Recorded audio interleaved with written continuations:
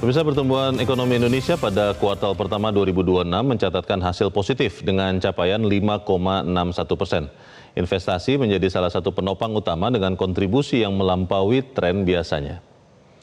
Menteri Investasi dan Hilirisasi Rosan Ruslani menyebut perekonomian nasional saat ini berjalan sangat baik. Dari total pertumbuhan 5,61% di triwulan pertama 2026, sektor investasi menyumbang porsi 32% atau setara 1,8% dari angka PDB. Angka ini lebih tinggi dibandingkan kontribusi biasanya yang ada di kisaran 28 hingga 29%. Berdasarkan data Badan Pusat Statistik atau BPS, pertumbuhan kuartal pertama 2026 ini lebih tinggi dibandingkan periode yang sama tahun lalu sebesar 4,87%. Adapun besaran PDB atas dasar harga berlaku tercatat mencapai 6.187,2 triliun rupiah. Untuk menjaga tren positif itu, pemerintah berencana meningkatkan daya tarik investasi melalui pembangunan kawasan Financial Center yang akan ditetapkan sebagai kawasan ekonomi khusus keuangan. Terus akan kita tingkatkan secara bertahap. Berapa? Pertumbuhan ekonomi 5,61. Kembali lagi ini kan menunjukkan bahwa memang growth kita ekonomi kita ini berjalan sangat baik, sangat positif. Dan kalau dari porsi saya tentunya dari segi investasi itu menyumbang 32% dari total pertumbuhan 5,61 atau 1,8%. Jadi itu yang dimana kan selama ini investasi itu menyumbangkan kurang lebih biasanya 28-29%. Ya alhamdulillah ini 32%, sehingga pertumbuhan ekonomi di kuartal pertama ini alhamdulillah mencapai hasil yang sangat-sangat baik ya. Kita lihat dari terutama kalau saya bicara dari segi investasi yang mencapai di atas target. Ya, pemirsa, sejauh mana komposisi investasi yang mencapai 32% dari pertumbuhan ekonomi kuartal pertama tahun ini memberikan pengaruhnya ke sektor industri serta proyeksinya terhadap stabilitas ekonomi Indonesia ke depan? Kita akan membahasnya bersama M. Rizal Taufikur Rahman, Kepala Pusat Makroekonomi dan Keuangan Indef. Mas Rizal, selamat pagi. Selamat pagi, Mas Leo. Ya, Mas Rizal, ini menurut Pak Rosan itu sumbangan investasi atau pembentukan modal tetap bruto di triwulan pertama 32%, itu di atas yang biasanya 28-29%. 32% ini sebagian besar itu terjadi pada sektor apa ya, Mas Rizal? Iya, yang pasti kalau kita lihat ya sektornya kalau nampaknya ya itu lebih banyak di sektor logam ya, logam dasar, tambang gitu ya, kawasan industri, transportasi, ya, telekomunikasi yang cenderung padat modal, Mas, bukan padat karya. Artinya gini, ketika PMTB meningkat gitu ya Ya. saat ini, memang belum tentu menyerap tenaga kerja besar secara proporsional karena realisasi investasi di angka saat ini ya di Q1 ini 498 triliun rupiah, Mas, dan menyerap tenaga kerja 706 ribu tenaga kerja. Artinya naik ya kisaran di angka 18 persenan. Dan namun yang mesti kita lihat adalah rasio serapan tenaga kerja masih bergantung pada sektoral, terutama sektor-sektor yang padat modal tadi ya, bukan padat karya. Artinya bahwa tidak tidak inline gitu ya, peningkatan investasi di angka 32% tadi tidak otomatis menyerap tenaga kerja di 32% juga gitu ya, bahkan kemudian 32% kesejahteraan gitu sih, Mas. Jadi memang masih ada bottleneck gitu ya di dalam penyerapan tenaga kerjanya, Mas. Masalah utama sebetulnya sejauh yang Anda tahu, Mas Rizal, apa yang membuat kemudian investasi yang meningkat di Indonesia itu cenderung kepada usaha-usaha yang padat modal ketimbang padat karya? Apakah memang karena kurang tenaga kerja yang punya skill yang cukup atau apa sebetulnya sejauh ini? Yang pasti penyebabnya adalah tidak hanya disebabkan oleh demand dalam negeri, Mas ya, daya beli masyarakat di dalam negeri. Meskipun orientasi ekspor katakanlah ya, industri-industri tertentu, terutama industri yang investasinya terkonsentrasi di manufaktur padat karya, katakanlah tekstil, alas kaki, ya, furniture, kemudian juga elektronik, termasuk juga makanan minuman.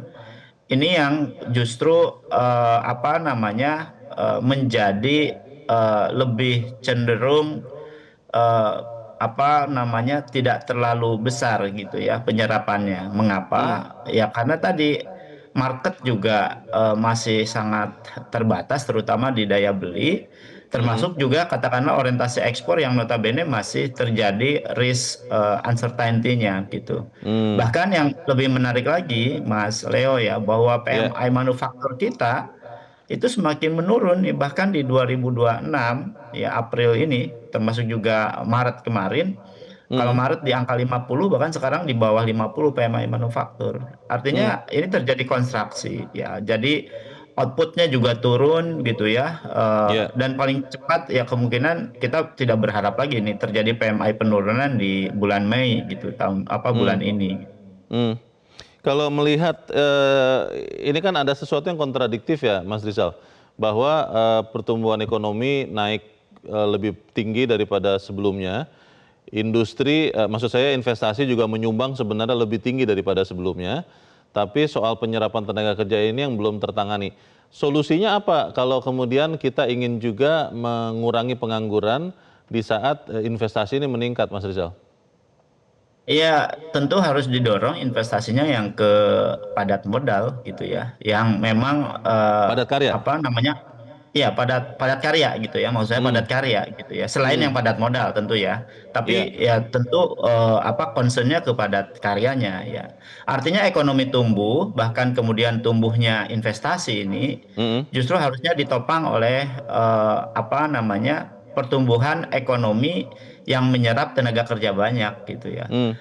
Contoh misalnya katakanlah memang tidak hanya menaikkan angka investasi, kita tidak cukup itu, tetapi harus mengubah kualitas investasinya. Artinya Hmm. perlu memberikan insentif lebih besar ya kepada sektor-sektor yang memiliki employment multiplier yang tinggi. Ya seperti tadi Hmm. saya sampaikan, katakanlah sektor tekstil, alas kaki, ya makanan minuman, Iya. pertanian, perikanan, ya pariwisata, manufaktur yang apalagi misalnya basically bisa menopang UMKM-nya.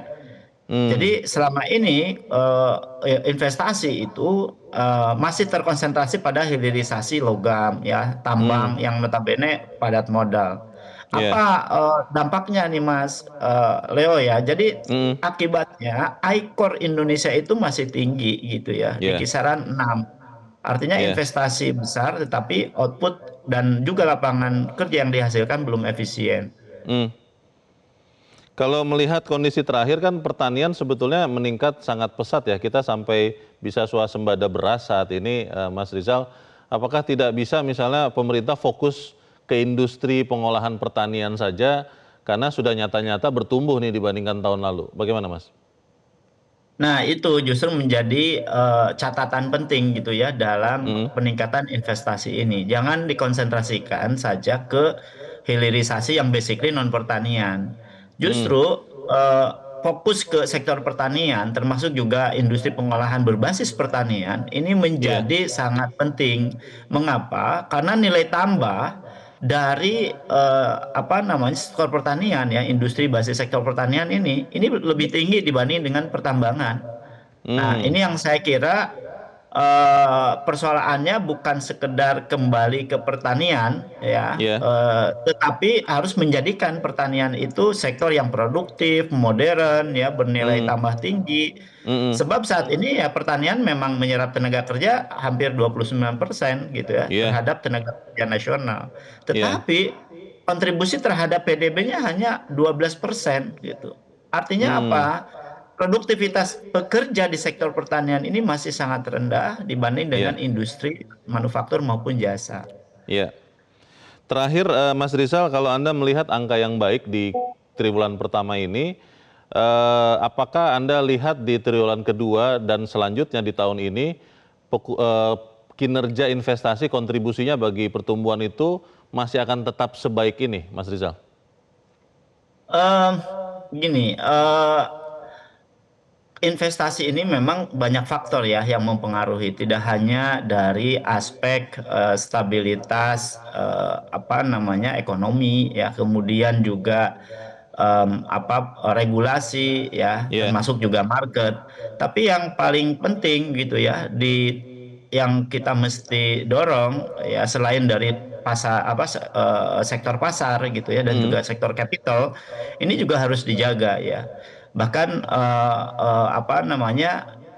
investasi yang sekarang besar ini justru harus dimanfaatkan dan bisa terrealisasi gitu ya, terutama di realisasi investasi yang bisa kemudian mendorong jumlah penyerapan tenaga kerja yang jauh lebih banyak dan juga berkualitas serta inklusif.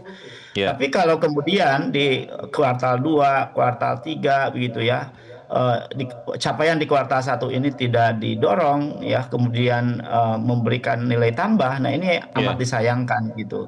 Justru yang paling penting di tahun ini justru seyogianya, karena capaian di Q1-nya ini juga sangat baik begitu ya, sangat tinggi, maka justru kuncinya momentum ini harus dimanfaatkan gitu ya, dan diterjemahkan menjadi pekerjaan, kemudian pendapatan dan konsumsi real masyarakat di Q2-nya itu jauh lebih baik, bahkan di semester 2 juga harusnya lebih baik gitu. Baik, kita harapkan itu yang akan terjadi.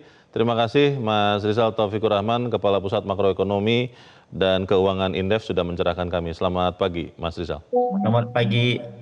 Jelajahi cara baru mendapatkan informasi. Download Metro TV Extend sekarang.